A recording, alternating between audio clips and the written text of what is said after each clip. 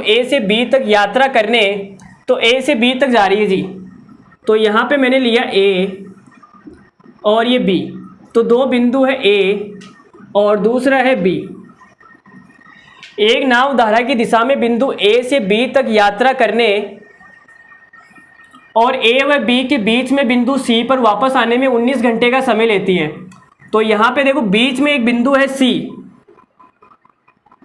अब सवाल में ये बोलता कि ए व बी के बीच में कहीं पर बिंदु सी, कहीं पर, तो इस बिंदु सी को हम कहीं पर भी ले सकते थे, लेकिन सवाल में बोला है बीच में, एकदम मिड पॉइंट पर, मध्य में हो गया। इसका मतलब कि ये दोनों दूरियां क्या है, बराबर है। ये दोनों दूरियां क्या है, बराबर है। ठीक है, ए से सी तक की दूरी, सी से बी तक की दूरी क्या है, बराबर है। अब क्या बोला है, यदि धारा का वेग 4 किलोमीटर पर आवर है, तो जो धारा की स्पीड है वो कितनी आपको दे रखी है, धारा की स्पीड y बराबर आपको दे रखा है 4 किलोमीटर पर आवर।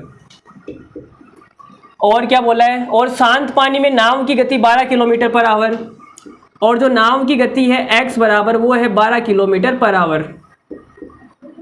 चलो जी, a और b के बीच की दूरी निकालनी है, तो निकाल देते हैं।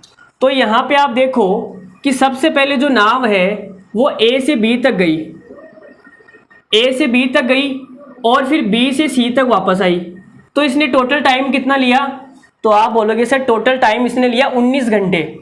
कितना लिया, 19 घंटे। अब यहाँ पर कौन सी डिस्टेंस ले, डिस्टेंस तो समान ही नहीं है। बताओ डिस्टेंस क्या है, समान नहीं है ना। चलो जी, अब आप बोलोगे कि सर इस नाव को यहाँ से यहाँ तक जाने में जितना टाइम लगता है उतना का उतना ही टाइम यहाँ से यहाँ तक लगेगा।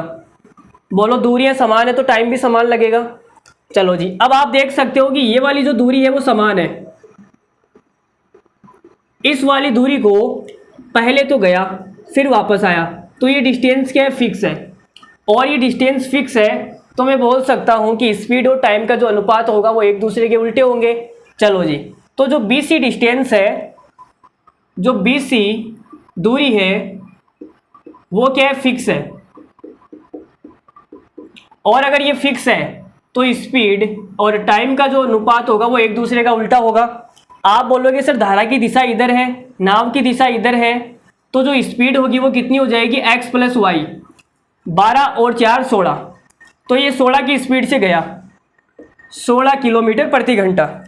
लेकिन जब वापस आएगा, धारा की दिशा इधर है, नाव की दिशा इधर होगी, तो 12 - 4 x - y करेंगे ना भाई। धारा के अनुकूल जाएगा तो x + y, और धारा के प्रतिकूल आएगा तो x - y।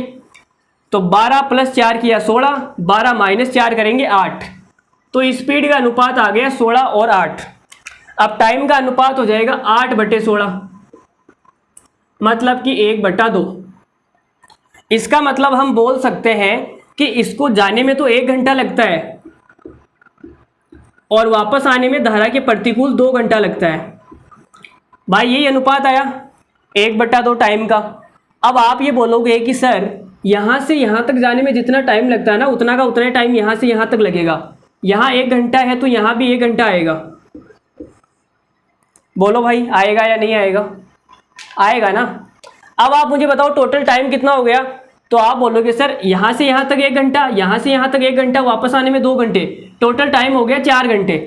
और सवाल में उसी 4 घंटे की जो वैल्यू है वो आपको दे रखी है 19 घंटे। 4 की जो वैल्यू है वो आपको दे रखी है 19 घंटे। टोटल टाइम दे रखा है ना 19, तो 1 की वैल्यू कितनी आएगी, 1 की वैल्यू आ जाएगी आपके यहाँ 19/4। 1 की वैल्यू अगर 19/4 है तो इस 1 की वैल्यू मिल गई हमें 19/4। अब हम डिस्टेंस निकाल सकते हैं, तो आप बोलोगे सर डिस्टेंस आएगी, स्पीड को टाइम से गुणा कर दो, तो डिस्टेंस आ जाएगी हमारे सामने। जब स्पीड 16 है तब टाइम लगता है 1 की वैल्यू है 19/4, तो स्पीड जब 16 है तब टाइम लगता है इसको 19/4। तो 4 से कटेगा 4 बार और 19 चौक हो जाएगा 76, 76 किलोमीटर।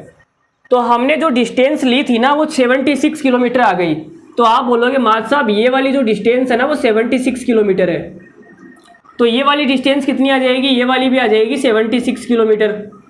तो टोटल जो डिस्टेंस है वो कितनी हो जाएगी, 76 + 76 152 किलोमीटर। तो हमारा सवाल का आंसर यही है 152 किलोमीटर।